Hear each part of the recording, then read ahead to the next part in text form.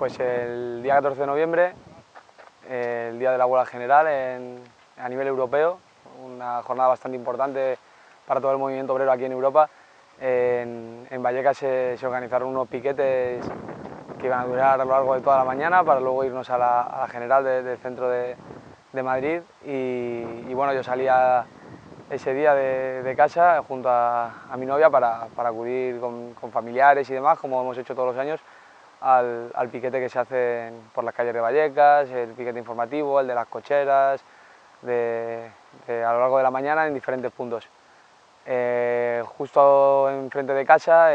tuvimos un control, de lo que yo pensé que era un control rutinario, como tanto se dan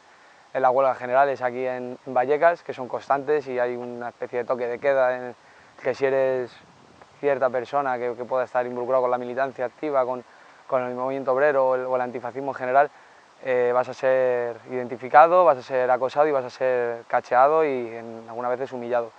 con insultos y amenazas, ya que ellos tienen una actitud ante nosotros desde la comisaría de Puente de Vallecas, desde la brigada de información y demás, bastante dura y bueno, nos tienen como sus enemigos y así nos lo han demostrado a lo largo de muchos años. Ese día pensé que era un control rutinario más, pero se dio las circunstancias de que ellos buscaban a alguien a quien involucrar con un artefacto y fui yo el elegido aquella mañana, ya que fueron el que tuvieron en ese momento a mano, y al sufrir esta identificación y demás, se nos detiene y nos trasladan a las dependencias de la Brigada de Información en Moratalaz. Y allí pues empezó una serie de episodios bastante complicados para jóvenes que a lo mejor no habíamos vivido situaciones de este tipo. Sí que conocíamos otros casos de compañeros de militancia o compañeros del movimiento antifascista de aquí de Madrid que habían sido sometidos a interrogatorios, a torturas y demás, y bueno, ya empezado como la parte más oscura de toda la historia, donde los interrogatorios con encapuchados, los registros en nuestros domicilios, en locales aquí en Vallecas, y todo esto bajo la amenaza, claro, de la acusación que nos querían meter de tenencia de explosivos, que es una acusación grave y que si no colaborábamos con ellos, si no les cedíamos cierta información que ellos están pidiendo, seguirían adelante con esta acusación, aún a sabiendas de que esa acusación, tanto para mí como para mi novia, que estaba conmigo, era totalmente falsa. Bueno, pues después de los registros, de los 2 días en los calabozos de Moratalaz, se nos traslada a los juzgados de Plaza Castilla para ver a la jueza en este caso. En Plaza Castilla ya la cosa la vimos de una manera más seria, más complicada, ya que vimos que seguían adelante con la acusación de tenencia de explosivos y que la habían llevado hasta la jueza. Y pues se nos llevó delante de la jueza y declaramos lo que había sucedido, y aún así, aún a sabiendas de que era un asunto complicado, ya que ese mismo día en Madrid había habido una jornada de lucha bastante grande, bastante férrea, y ellos tenían cierta preocupación y iban a tener una mano dura que en otras ocasiones a lo mejor no habíamos visto. En Plaza Castilla se acuerda mi ingreso en prisión en el enjuiciamiento criminal de alarma social, y es algo que no está tipificado en el Código Penal. Entonces ingresé en prisión bajo amparado por una ley que no ampara la Constitución, quiero decir, que no está tipificado. Entonces el abogado tomó medidas ante esto, el enfado fue grande por nuestra parte, ya que era un abuso absoluto, y la contestación fue al recurso por parte de la jueza que había riesgo de fuga. El riesgo de fuga tampoco es existente porque el arraigo que yo tengo con mi familia, con mi entorno, con mi barrio, donde yo vivo en general, es muy fuerte, hay mucho arraigo, soy una persona muy arraigada a mi barrio y a mi entorno, y ni siquiera disponía de pasaporte, o sea, no era tampoco algo como para dejarme en prisión. El riesgo de fuga no era real, y menos si contamos con que no había ninguna prueba de lo que se me estaba acusando. Y nada, los primeros días, pues lo típico, allí estás sin ingresos, te hacen los controles rutinarios para ver a dónde te derivan, pero ya empezaba a haber diferencias de trato con el resto de presos, y y esto es algo muy real, que en el Estado español a los presos por motivaciones ideológicas, que son muchísimos los que hay, aunque traten de silenciarlo, y es algo que yo he visto allí y que he querido adquirir cierto compromiso hasta donde he podido para poder contarlo siempre que se me ha dado la ocasión de la cantidad de presos políticos que llenan las cárceles del Estado, y ya vi cómo el trato es diferente. Ya se me sometió a otros interrogatorios, aparte de los que ya habíamos vivido en la comisaría, con ciertos funcionarios de cierta más relevancia que había allí en la cárcel, y en los que se me hacían diferentes preguntas sobre mi militancia política, sobre mi entorno y demás. Y bueno, ya se me derivó a un módulo donde estuve allí con jóvenes de mi edad más o menos, y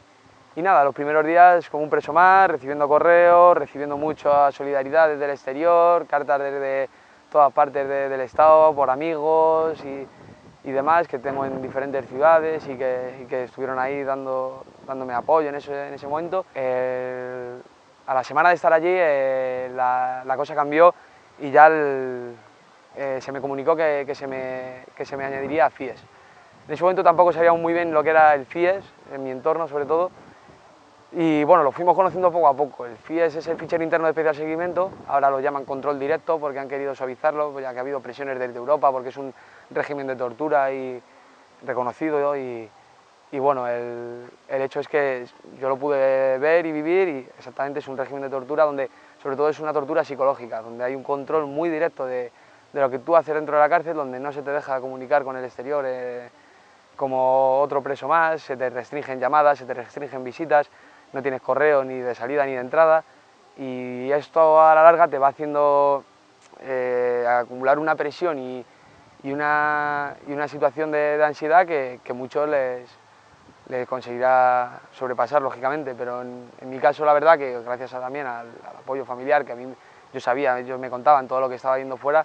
sí que supimos solventarlo y sí que supimos vivir con esto entre la cárcel. Ya una vez se me puso en libertad y salí aquel día de la prisión, pues podéis imaginar cómo fue aquello, cualquiera se lo puede llegar a imaginar en cierta medida, sobre todo quien haya pasado por allí. Sobre todo el aprendizaje más grande que saqué es que la solidaridad es un pilar básico de la clase obrera, de cualquier luchador que se quiera enfrentar a un poder tan grande como son los estados burgueses de cualquier parte del mundo.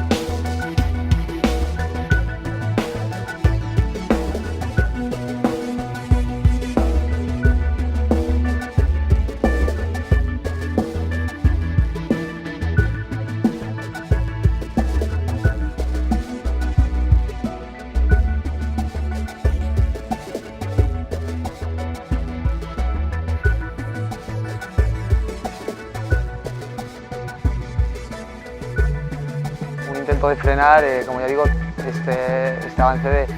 de creación de la conciencia dentro de la juventud sobre todo. Sí, para meter miedo, pero ¿por qué quieren meter miedo? Porque ellos empiezan a tenerlo.